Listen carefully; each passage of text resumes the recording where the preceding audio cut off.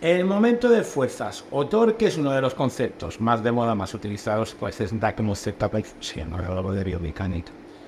Como una definición convencional, podemos decir que el torque, el momento de fuerza, es el producto de esta fuerza, como por ejemplo puede ser una carga o una mancuerna, por la distancia a la que se encuentra del eje del ejercicio.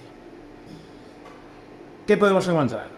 Yo creo que hay un caso muy práctico que es la elevación lateral de hombro y cómo notamos que cuando la mancuerna se aleja, cuando tenemos el codo extendido, esos, por ejemplo, 10 kilos nos cuestan más que cuando tenemos el codo doblado.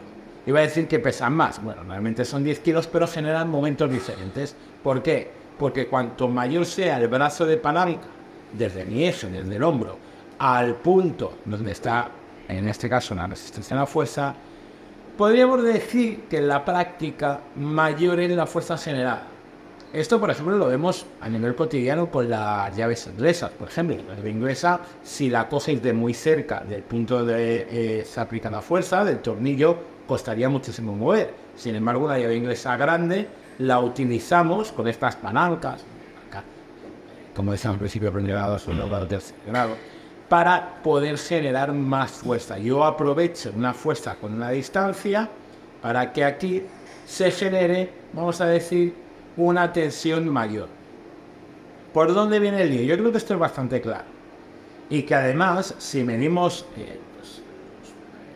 aumentos de fuerza en muchos ejercicios sobre articulaciones, pues nos va a servir luego en la práctica para entender si un ejercicio es dominante de rodilla, si es dominante de cadera, por ejemplo en variantes de la sentadilla y demás. ¿Por qué? Porque si la carga se queda muy cerca de la proyección de la cadera, prácticamente esta carga no va a generar resistencia efectiva. ¿Dónde viene el lío? Yo creo que se habla mucho, y miro la chuleta aquí abajo, perdona, de fuerzas de rotación sobre el eje. Y yo creo que lía porque hablamos mucho de rotación como el movimiento del cuerpo humano de rotación de hombro, de rotación de tronco, de rotación de cadera. Al final, este nombre, que no es que esté mal, pero confunde, de rotación, viene porque los ejes y las fuerzas en las articulaciones en realidad se generan en rotación, pero yo no hago movimientos de rotación. Me explico. Voy a la elevación a la elevación lateral.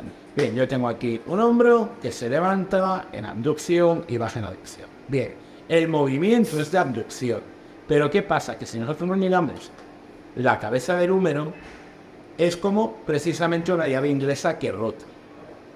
En este caso hacia arriba y hacia abajo. Y yo creo que por ahí, cuando vemos pues, fuerzas de rotación, etcétera, creo que nos puede despistar un tanto. Así que vamos a decir que el brazo o el momento de fuerza, perdón, es el producto del brazo, de la longitud del brazo por la fuerza del cuerpo o por la fuerza que ejercemos, y que eso nos puede servir para crear, modificar, alterar o incluso atenuar, aliviar o hasta anular fuerzas sobre ciertas articulaciones y a partir de ahí generar, modificar o mejorar el rendimiento de algunos ejercicios según las necesidades que tengamos.